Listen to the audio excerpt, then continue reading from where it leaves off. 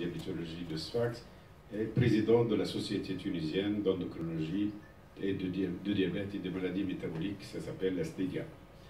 Bon, parler de diabète, bien sûr, ça c'est très important, c'est une maladie qui est en pleine expansion dans le monde, mais ce qui nous intéresse en Tunisie, un chiffre à donner, en 1976, on était à 3,8%.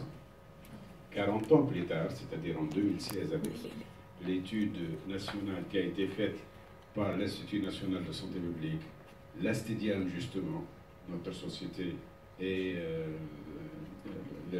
l'OMS Tunisie, donnait 15,5%. Donc vous voyez, c'est plus que 4 fois l'augmentation de cette prévalence du diabète. Le diabète coûte cher surtout lorsqu'il est compliqué. Parce que lorsqu'il n'est pas compliqué, il y a une étude tunisienne qui a été faite, ça coûte à peu près, exactement, ça coûte 240 dinars par an. Et lorsqu'il devient compliqué, avec des complications minimes, ça coûte 1400 dinars par an. Et lorsque les complications sont sévères, comme l'hémodialyse, l'insuffisance rénale chronique avec l'hémodialyse, c'est 100 fois plus le diabète non compliqué, c'est-à-dire à peu près 25 000 dinars par an. Et là, c'est des données quand même assez anciennes. On imagine avec l'inflation, avec l'augmentation du coût de tout, donc c'est encore pire. Et il faut savoir également que ces complications prennent pratiquement 80% des dépenses faites au diabète. 80% pour le diabète destiné aux complications, alors que 8% seulement pour les médicaments. Encore pire, 1% seulement pour le dépistage du diabète.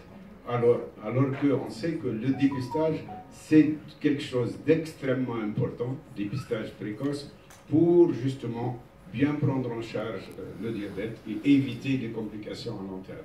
Parce que plus le diabète est équilibré, plus on fait retarder ou annuler, disons, la survenue de ces complications qui, comme on a vu, coûtent cher, et coûtent cher en argent, mais également coûtent cher en vie.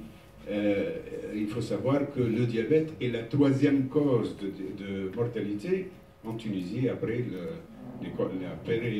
la mort cardiovasculaire et les cancers.